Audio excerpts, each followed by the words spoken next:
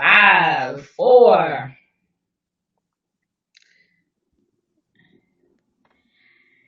Hello, hello. We are live, gentlemen. Good afternoon. Happy Thankful Thursday to everybody. Welcome to our channel called Carmelita, but more importantly, welcome to Realtors Roundtable. We are always so excited to have you guys here with us on Thursdays.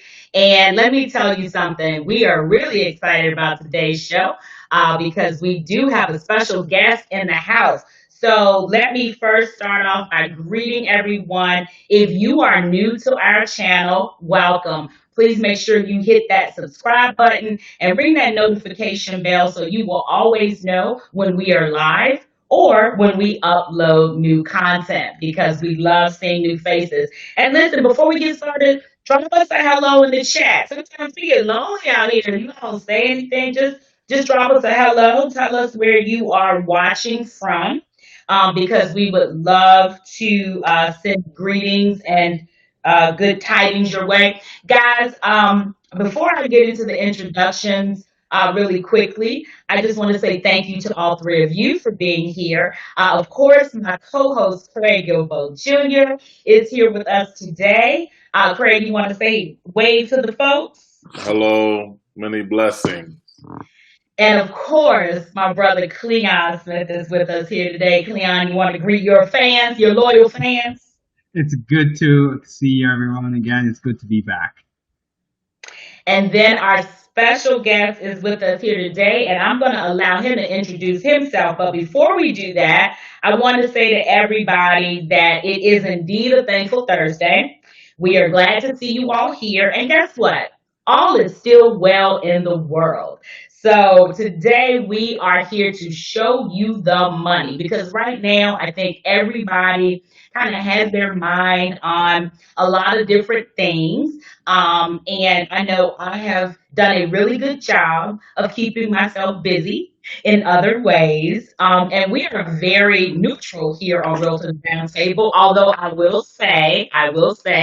and I know what my other panelists did, and they don't have to share, but I will say this. I'm not worried about anything. I did do my civic part, and I hope that everyone else did theirs as well. And guess what?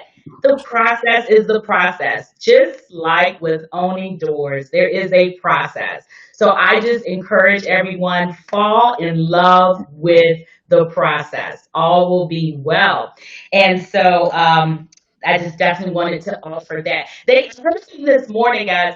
They said that more people now, more than ever, are listening to Mariah Carey's "All I Want for Christmas Is You." I love that song. I was like, maybe I should dress up like Mariah Carey for today, but that wasn't gonna work. So I was like, no. But I think everybody is just trying to. Here we are. 2020 has been weird. With the coronavirus, things have been fluctuating, and we're already trying to figure out a new normal, and then to add a little more anxiety to it or things that they're having to wait on. Here's what I think we have not perfected. We have not perfected the art of waiting. Mm. It's okay to wait. Well, here in DC, you have to wait for everything. Right? Go anywhere and there's a line. You got to be still sometimes. You got to be patient. You and Craig definitely could attest to that. Hey, Morgan Holland, thank you so much for joining us. I'm so glad that you are here. And have a special hello to DJ and Logan. We love when our youth are watching our show. So they're joining us from Baltimore and Baltimore, Maryland. So we're so glad to have them. All right, folks. Well, listen, you all know our goal here on the Realtors Roundtable is to bring you information and education to empower you to own one of the wealth building foundations, which is earth, dirt, doors. And we do that by helping in many aspects related to how you are able to, as Cleon says, buy the right way. We are strong advocates for people buying the right way. That means buying in the strongest position and holding on to as many real estate assets as you desire. Because when we talk about wealth building pillars, real estate is one of the strongest and the first pillars outside of your other investments that may lie in areas of stocks or bonds or things of that nature. Some of you maybe hold on to some gold bars. I don't know. But over here, we stay in our lane and we help you educate and understand all that you should know in the area of real estate. And that is why today we are so happy to have our friend in the industry, Scott Moon of WEI Mortgage, and from McLean, right, Scott? You're in McLean? Right. So our office is in McLean, Virginia, just outside of Washington, D.C. Okay. Scott, tell the audience a little about yourself. How long have you been in lending and how long have you been in this area? Great. So I was born and raised in Houston, Texas, but I have been in Washington, D.C. since 1995. So a pretty long time. Very long time. And my background, I have a degree in microbiology, and I worked in the hotel and restaurant industry for a very long time as an event planner and event salesperson. I did conferences, political events, weddings, you name it, I did it. And then about 5 years ago, I moved into lending. Wow, I literally just learned It's a sort lot of about like you. every job that I've ever had just sort of landed into my lap through this network of people that I've met throughout life. Mhm. And it's just, I don't know, I tell people it's sort of an adventure. Yes. Well, I'm impressed because first of all, you had me in Houston, and then, when you were like an event planner, I was like, oh my gosh, and in the hotel industry. So, yeah, now I have another question for you. I'm gonna pick your brain about another area. Sure. So, that is awesome, and I love what you said, Scott, about how your life was developed based on your network of people, and I know that is why we are always. I remember the first time that Cleon introduced me to you. We were in class together, and I really love folks who are constantly educating themselves and sharing information. You are very free with information. I love that about you, and you know your industry. And I respect that because that's what folks need to rely on. The fact that they're getting accurate information. So today, folks, we wanted to talk about how we can show you the money because one of the areas that we all kind of collectively feel it's important that there's more conversation around is kind of overcoming concerns for how to purchase doors, how to own more doors, and knowing all of the products that are available for you to do that. And that is why we wanted to have Scott on the platform today. I am going to continually be very clear, and I always say this. You all know I am the queen of credit of the group.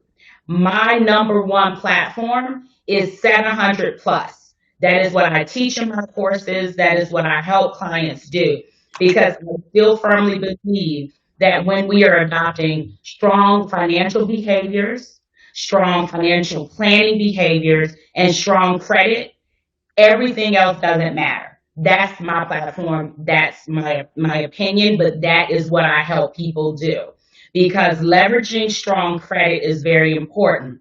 But once you do that, that isn't enough. That's merely the start.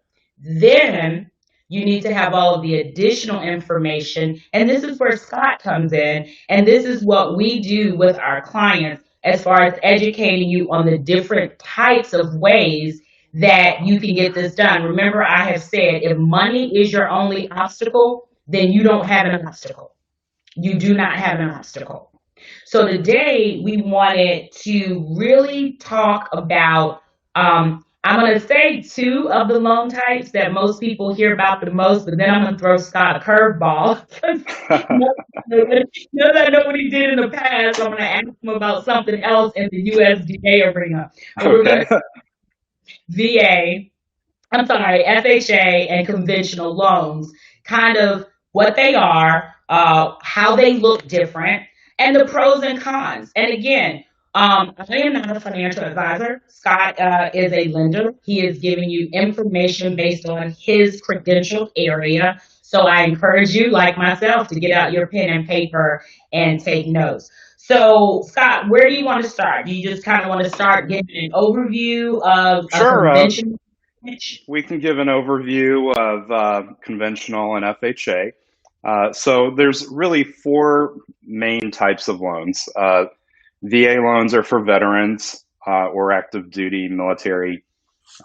Then there's USDA. So that's really more for a rural type area. And then there's FHA, and there's also conventional. So FHA is a government-backed loan backed by the Federal Housing Administration. It's generally an easier to qualify for a loan, requires a minimum down payment of 3.5% of the purchase price. And it's a loan that would also allow you to have a higher debt to income ratio.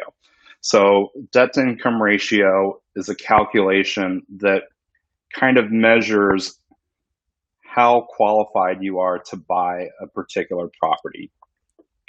And we're basically taking the monthly payment on the house that you want to buy, and we're adding that to all of your other monthly payments on your credit report, and then we divide that by your monthly income. And we come up with a number.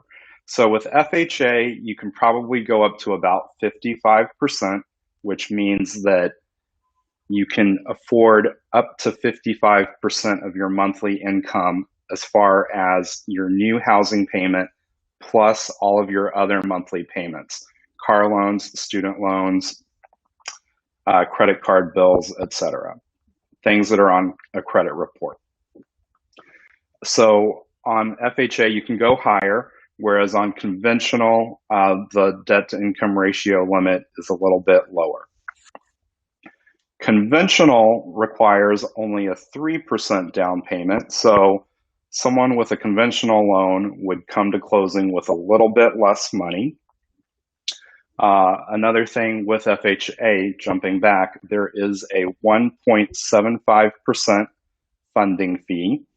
So that's basically a fee that FHA charges, and they add that to your loan balance. So using an FHA loan to purchase, you instantly lose 1.75% of equity in that property. You said it again, Scott, one more time. It's so important. So let's do a calculation. So let's say you're buying a house at $300,000. Okay, so you've got a 3.5% down payment. So that's a loan amount of $289,500. Okay, that's the loan amount, and 1.75% of that is, so that's a fee of $5,066 that's added to your balance. So that's money that you now owe, and you're going to pay interest on that $5,066 over 30 years. So you've lost 1.75% of the value of that house instantly at the time of purchase. Whereas on a conventional loan, there is no FHA funding fee. Do we know what the funding fee, honestly, I mean, all these years, like, what is it for? Like, what is that? So that funding fee there is there to sort of protect FHA, because FHA borrowers have a much higher rate of foreclosure. So it's sort of in a way, it's kind of like a money grab by the FHA just to kind of have that in reserves, I guess, to account for this higher bankruptcy or foreclosure ratio. Another thing with FHA, there is monthly mortgage insurance required. And if you have less than a 10% down payment, that mortgage insurance will never go away. So mortgage insurance is basically insurance that protects the lender. So it protects my company if you foreclose. So you have no benefit from this insurance and you have to pay for it every month. In a way, it's almost like taking a big wad of money and dropping it in the toilet every month and flushing it. And on the flip side, if you look at a conventional loan, you would have mortgage insurance if you purchase with less than 20% down payment. However, once you reach 20% equity in the property, over time you make payments every month and your equity increases. Once you reach 20% equity based on the purchase price, not based on the current market value, but based on the purchase price, you can request to have that mortgage insurance removed. But again, on FHA, if you have a lower down payment, that's never going away. Mm-hmm. And I think that that's important to know because some of the misconception, I would say, is that a lot of people have thought, oh, I can't conventional, no way. I have to bring more money. It's going to be, a heavy lift. I'm going to have to do more, but not understanding when you're comparing side by side, there are advantages to both and disadvantages to both. I think that, and Craig and Cleon, you can agree or disagree, but I really feel a lot of it comes back to a few things. Number one, strong credit, which is doable. It's attainable. You can do that. Credit is not who you are. Let me say that again. Credit is not who you are. There are millionaires and billionaires out here who've claimed bankruptcy multiple times. Your credit taking a hit does not make you a bad person. I say that all the time. I write about it in my book. It's just a snapshot of your history. And I say that as someone, there was a point I had poor credit, but I overcame it. It's just one little snapshot, and you can definitely take steps to improve your scores. For us, when I check credit, I have the ability to run that credit report through a simulator, and I can pretend to pay off accounts, I can close accounts, I can open new credit cards, and that simulator will tell us what that credit score might look like in a 1 month or 2 month or 3 month period. That's what I love people to hear. That's the encouraging part. So that's why when you come to us and I tell you, or Cleon tells you, or Craig tells you that no, the first step is not, I'm about to take you to show you this house. The first step is you need to call Scott Moon. Like when we tell you you've got to connect with a lender, that is for a reason because they will help chart the course. They'll just help chart the course. So don't be afraid of talking to a lender. They're not out to get you. They're out to help you. That's important to know. I'm sorry, and Craig. Even, if you want to get a free credit report, you can go to annualcreditreport.com. It's very important to know what's on your credit history because even you might have a common name. I worked with a client named John Smith, and there were all kinds of accounts on his credit history that did not belong to him. What were his parents thinking?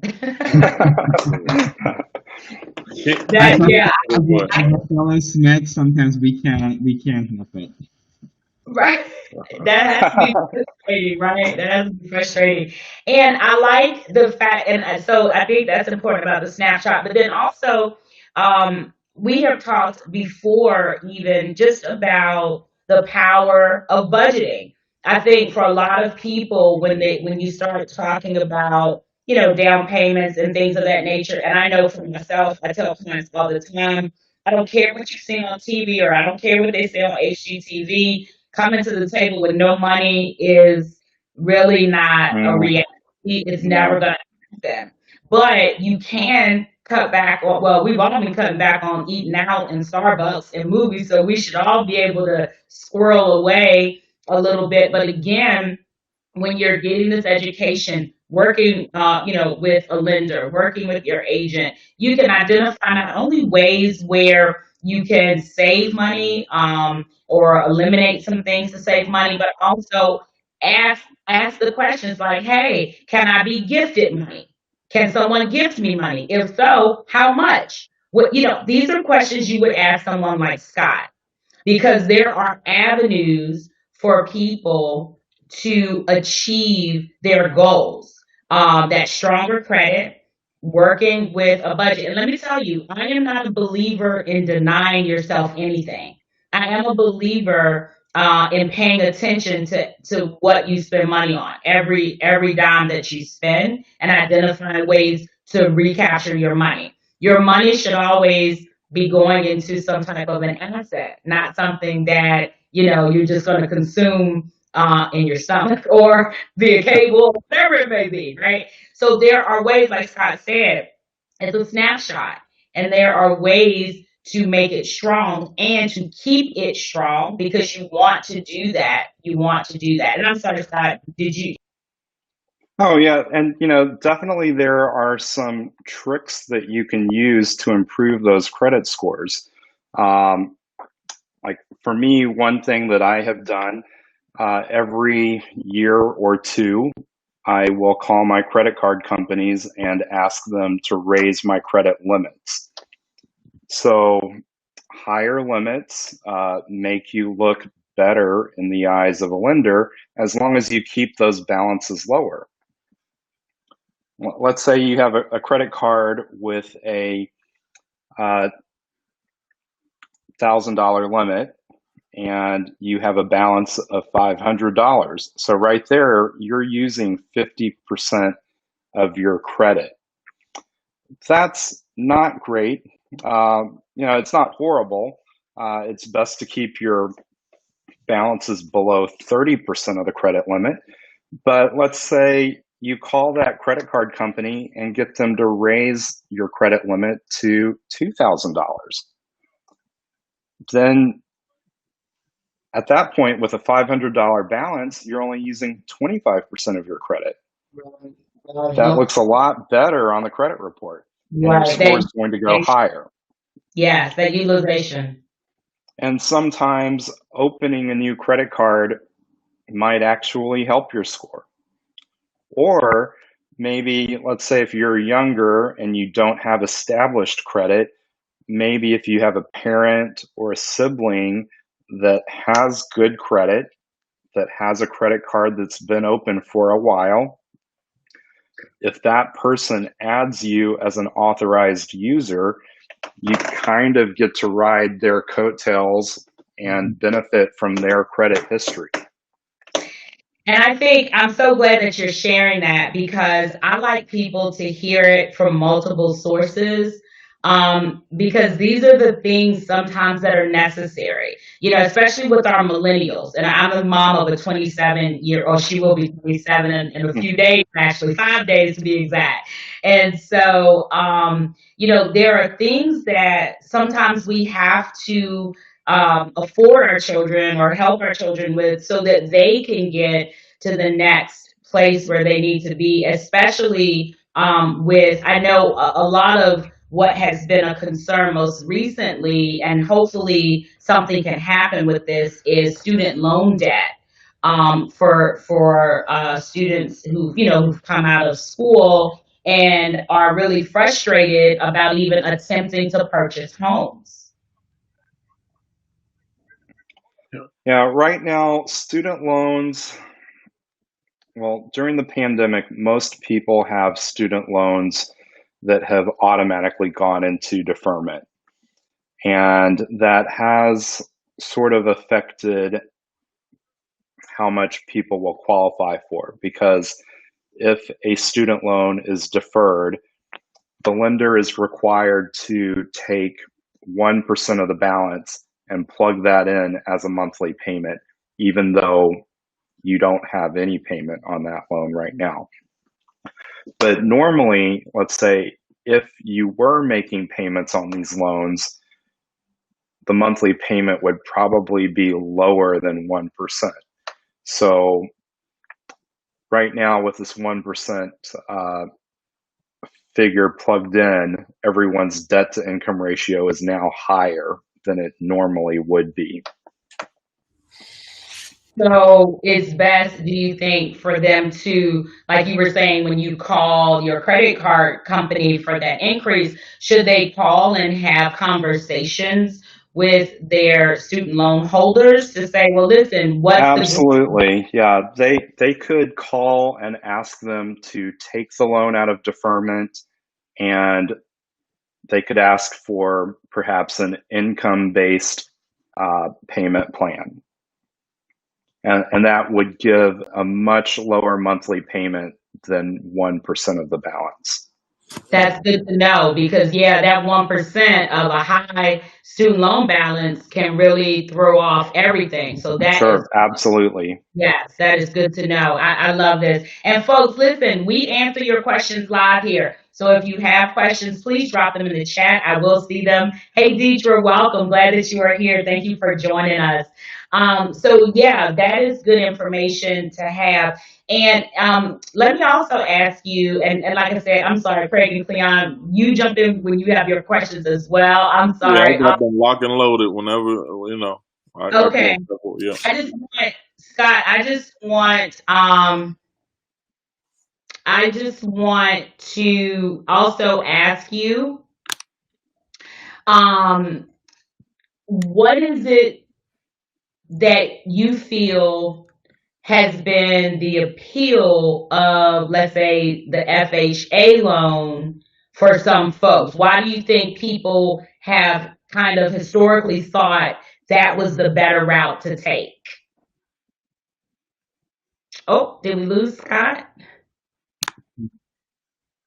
Matter Oh WEI. no, wait a minute. It might be me. There we go, He said Scott. that cut off. Okay.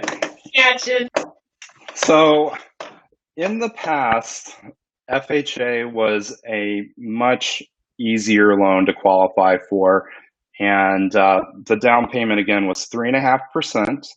And in the past, the minimum down payment on a conventional loan was 5%. So FHA allowed people to come to closing with a lot less money. So I guess most people that are familiar with the old guidelines are still thinking, okay, if I use FHA, I can come to closing with less money and I can have a higher debt to income ratio. So that people tend to think of FHA as the loan to use if you don't have a lot of money. But what happened with conventional loans is the two agencies that back conventional loans are Fannie Mae and Freddie Mac.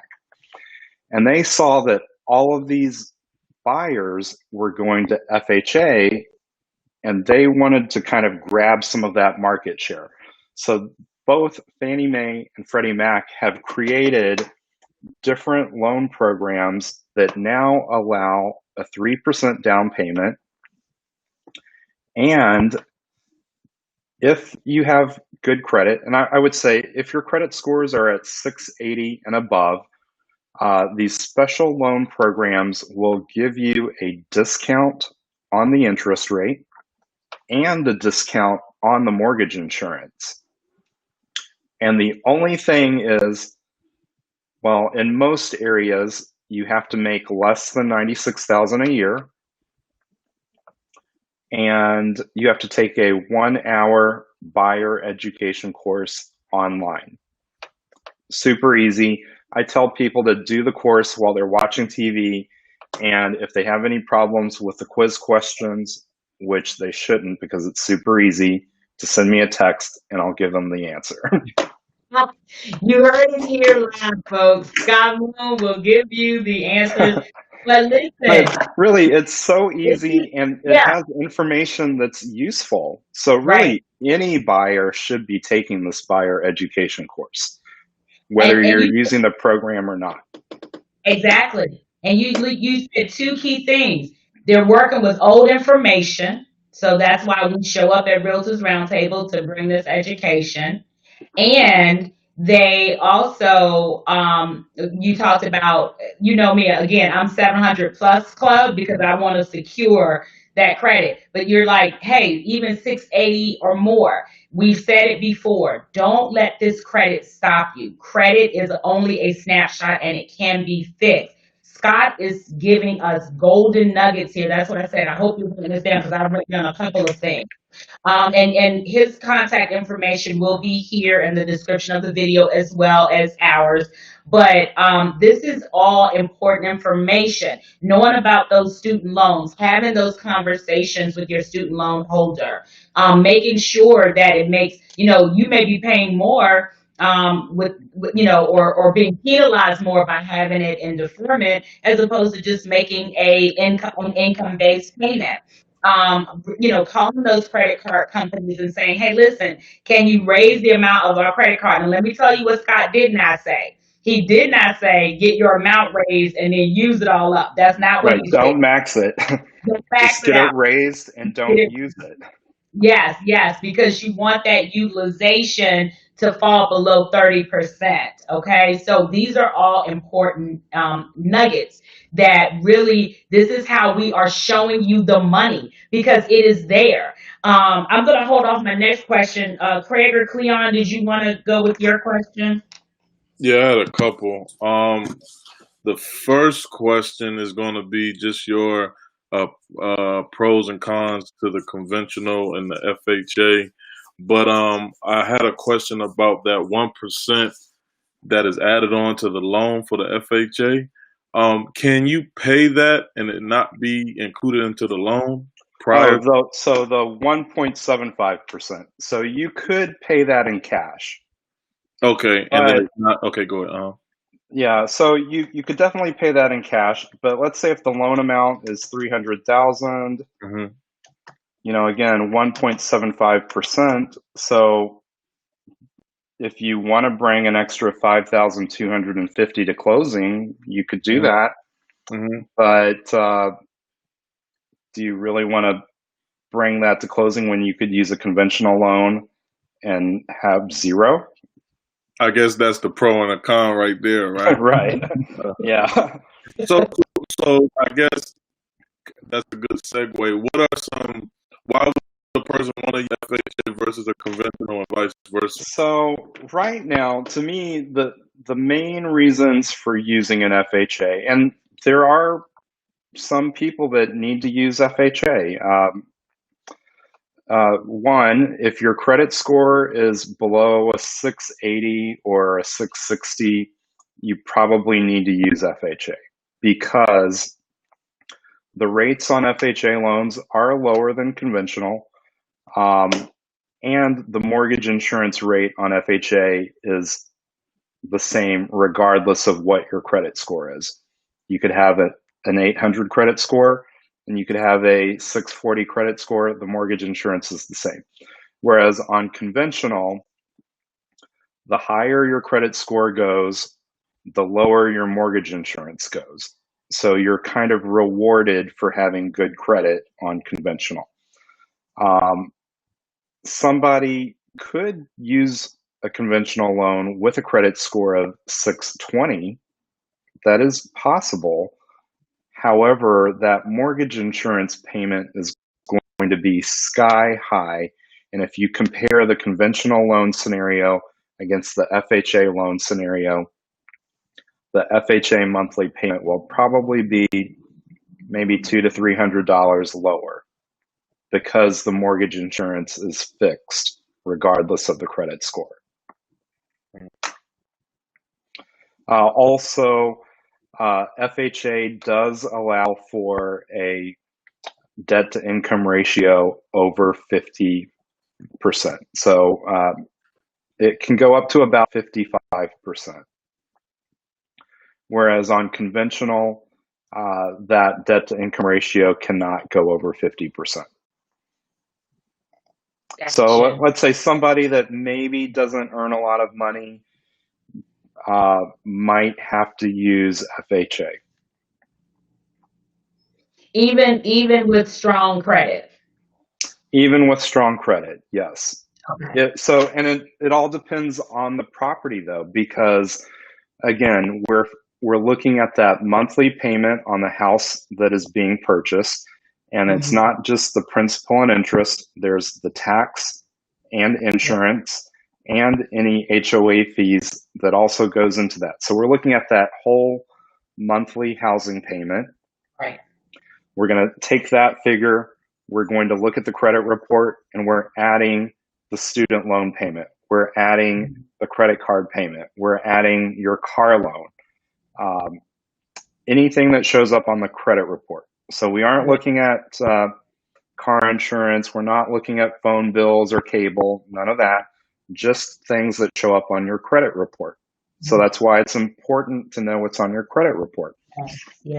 So we add all of those monthly liabilities to the housing payment, and then we divide that by your monthly income.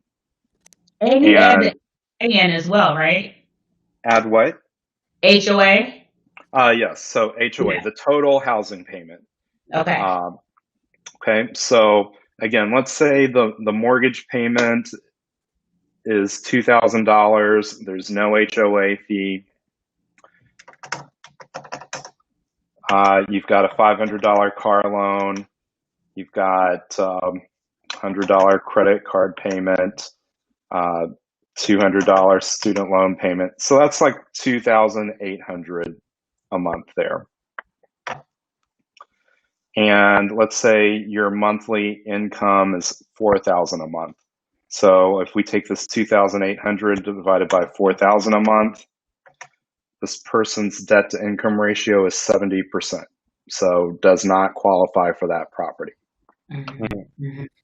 Okay. And that's why So basically, yeah, if you look at it, you need to know the monthly income. So if someone makes $10,000 a month, so that's $120,000 a year, then that means all of their monthly bills for housing and everything on the credit report cannot exceed $5,000 a month.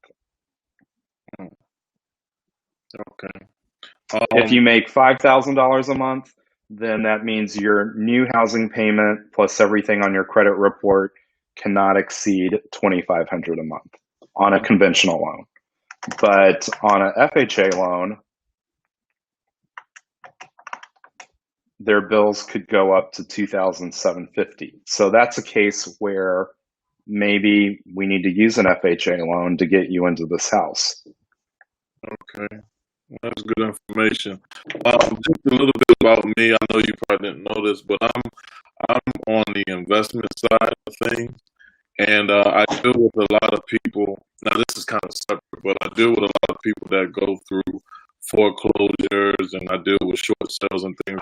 So that's actually, I'm glad that you brought that up. So that's what another advantage to using FHA is if you had a foreclosure or if you had a bankruptcy, the waiting period before you can buy again is a lot shorter with FHA. Okay, now can you go into, well, let me ask the question, and then I want you to dive a little deeper with that time frame. And I know it's case by case, but just rough numbers. But I wanted you to, a lot of times when I talk to people about real estate, I try to go with the bad first, right? Because I need you to know what you're getting into. If you lose income, you lose a spouse, and things like that. So, what does that process look like when people are heading into that direction? What should they do if they were getting a loan from you? And then it was something else I just had on my mind, but that's the question I have. If someone has lost a job or a spouse and they can't afford it, what are some best steps to give you a heads up so they can try to rectify that situation? Sure. So if someone is experiencing financial difficulties and they're having trouble paying their mortgage, they should definitely call the mortgage servicing hotline or customer service and see what their options are. It might be that the loan could go into forbearance, which basically means payments are paused for a certain period of time. Right now, we're seeing a lot of people that are in forbearance due to the COVID pandemic. Another option might be to have the loan modified, and that's something that the loan servicer can take care of. And it might be something where they re-amortize the loan from a 30-year loan. They might stretch it all the way out to a 40-year loan. And by doing that, the monthly payments will drop.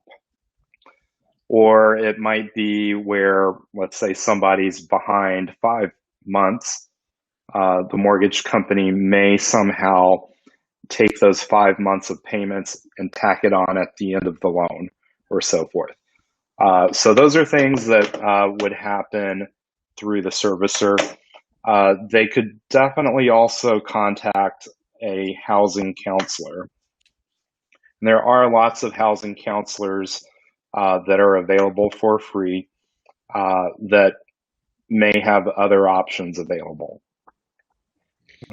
Is there any penalty if they were to do something like that and then, when things change, I like to speak in the affirmative so we know that things will get better for all of us. So if they were then paying that off within the 30 versus the new 40 that was created, is there any penalty for that?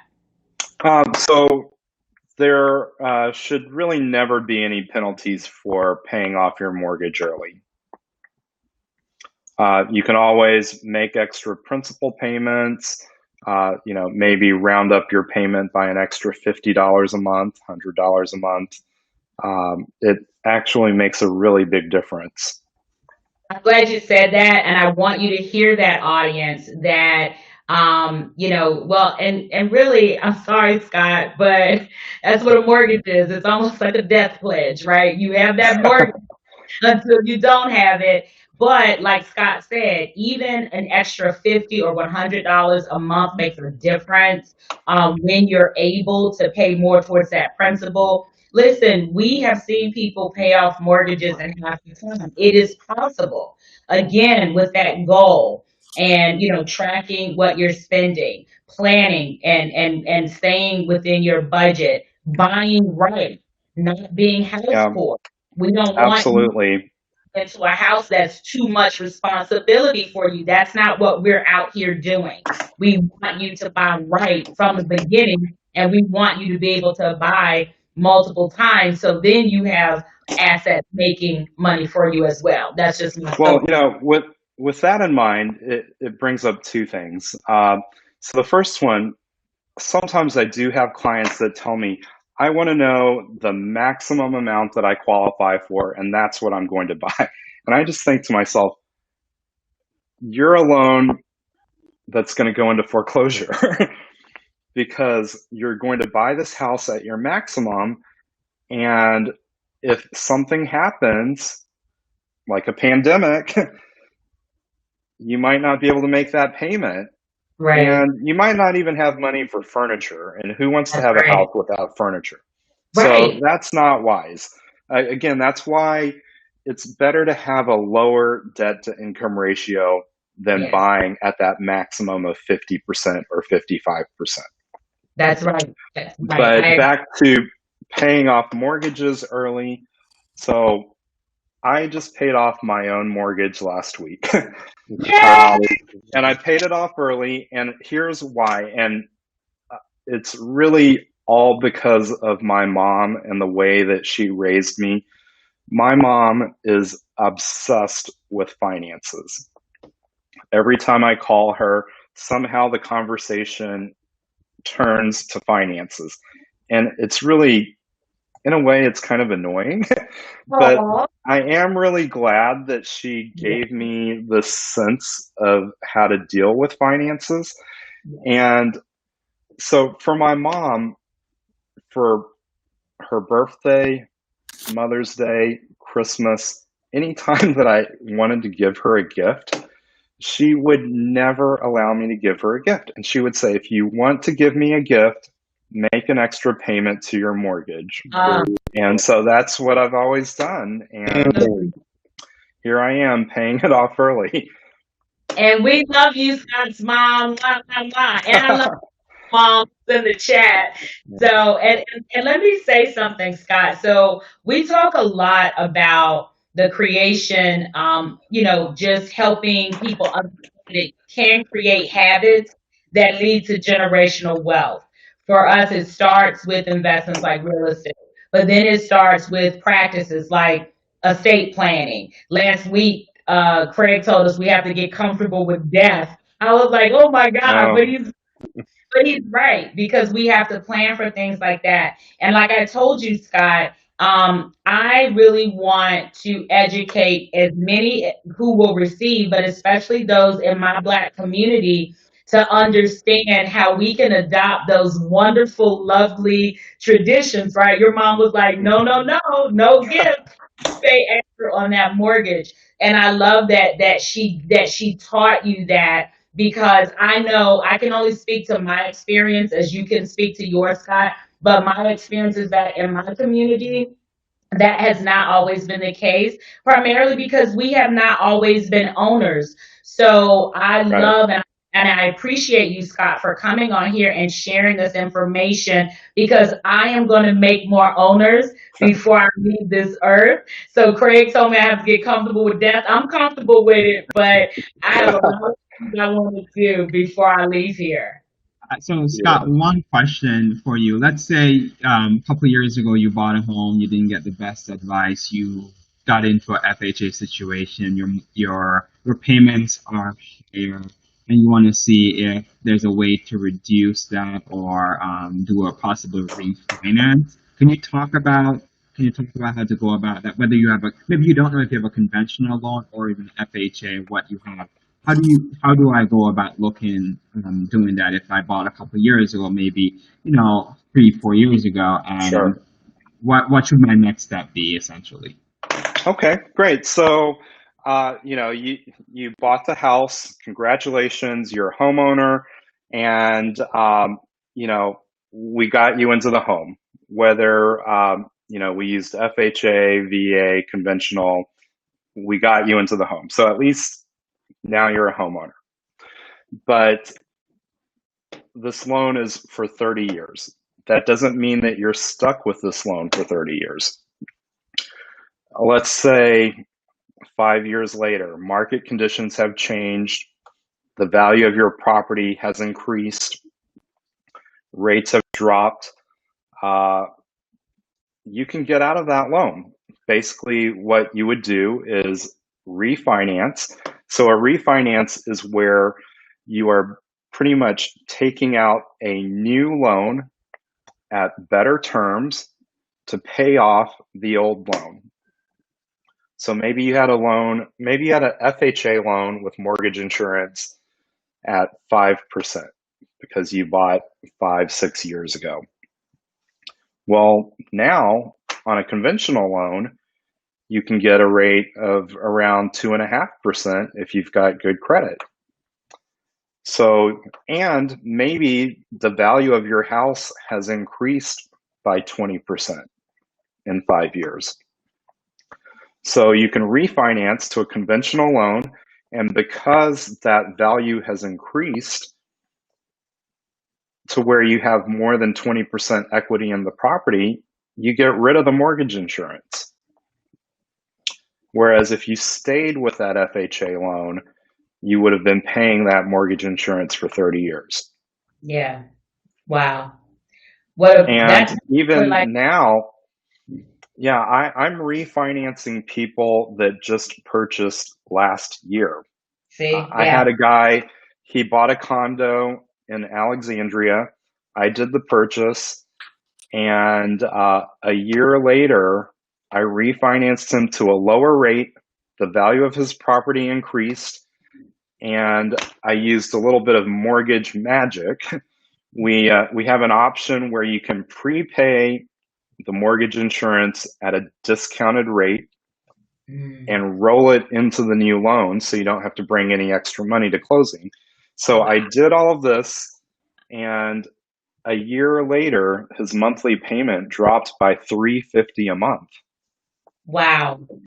Yeah. That's a big number. That's a huge number when you're talking Yeah. about your mortgage. And again, this is why we bring experts like Scott to the platform so that you can hear this information, this mortgage magic. It's just really being informed and being prepared and being in position. Listen, Scott is not hiding. He's out here in the open.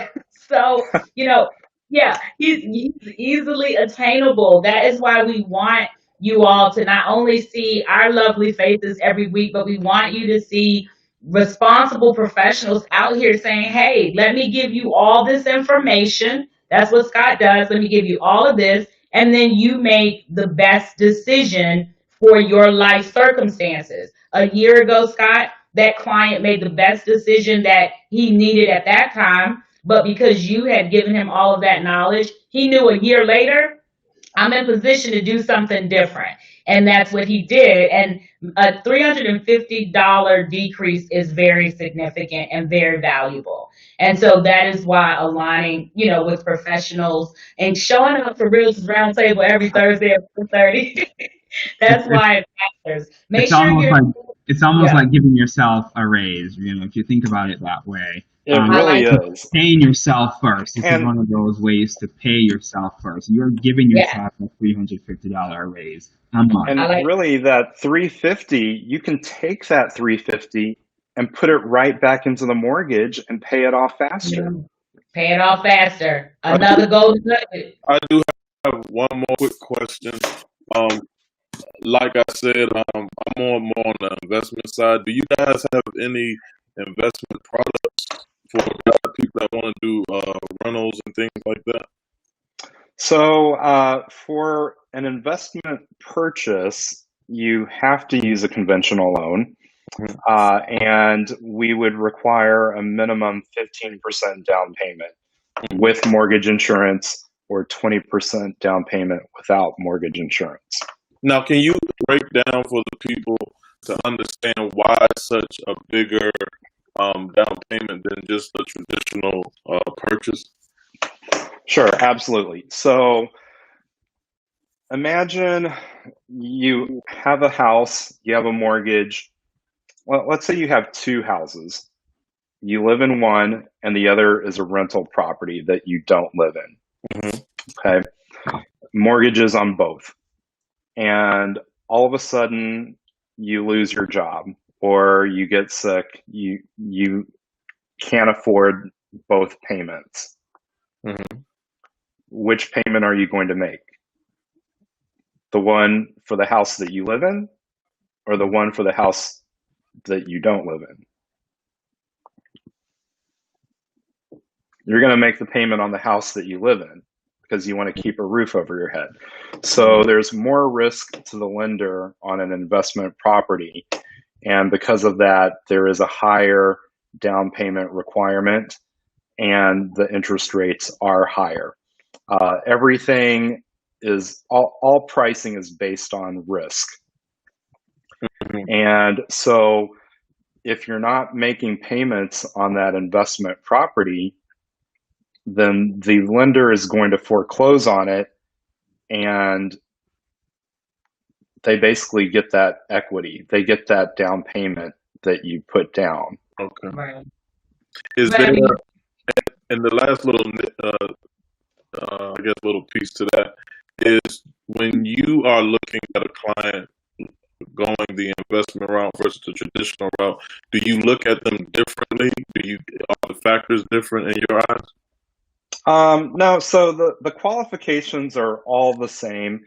we're calculating the debt to income ratio. Again, we're looking at the monthly housing payment for the house that's being purchased.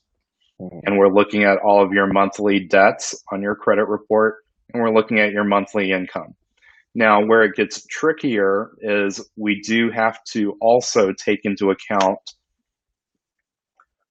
other things for any other properties that you own. So let's say if you own a couple of houses, we have to take into account taxes, insurance, HOA fees, and things like that for each additional property. And that all factors in. Even if they're you would have rental income that will offset those costs. Okay. Mm-hmm. But the key is that rental income must be declared on your income taxes. Right. So if it's not on your tax returns, the lender just thinks that income does not exist. Gotcha. Okay. All right. And then we have another question from the audience. I want to welcome folks who have come in and joined in. Crowan and Gina, love our every week supporters. So Scott, this is for you. How does a potential buyer know that they are being offered comparable rates to other buyers? So we know in our industry that, these things do happen. What is your recommendation for that? And does location factor? Well, so location ideally should not have any part in whether or not someone qualifies for a loan. If location were being taken into account, that could be considered redlining, which is illegal. It is 100% redlining. And it really, everything should really be, colorblind here. I'm talking to clients all day, mostly by email or text message. So, I'm not really even talking to people on the phone. I don't hear accents. I don't know if you're red, blue, purple, green, or what. And honestly, I don't care because I make the same amount of money on anybody's loan. So I want to do as many loans as I possibly can. Yeah. And if I can make it easier for you to get a loan from me, hopefully you'll come to me versus someone else. But, I would say definitely shop around, call a couple of lenders, and what you want to do is ask for a loan estimate. So a loan estimate is a standardized form that was created by the CFPB, and all lenders are required to use that form. And it makes it easier for you to compare one offer to another side by side. Okay. Granted, all lenders will have their own in-house version of a form or a quote, which, those do get sent out. It is a lot harder to compare Quicken versus WEI versus Bank of America when people are using their own form. So you have to really ask for the loan estimate. Okay. That's the standardized form. And if you're looking at two loan estimates, there's no way to hide the fees or the cost or so forth. And it's really amazing because I talk to people that are shopping around while they're refinancing, and they'll say, "Oh, well, so-and-so gave me 2.25%." And I'm thinking, okay, well, that's a ridiculously low rate. There must be some crazy fees in there. So I tell them, get the loan estimate, and then let's look at it side by side. And it might be where my company charges a flat loan origination fee of $9.95 for every loan, regardless of if it's a $100,000 loan or $600,000 loan. That's our fee. And that's what we use to pay all of our employees that work on the loan. So that's really the only fee that we collect. But recently I saw a loan estimate from another lender, exact same scenario, but their loan origination fee was 1% of the loan amount. So on a $500,000 loan, that's a $5,000 Yeah, fee compared to my $995 fee. yeah, And so, yes, that lender did have a lower rate than I did.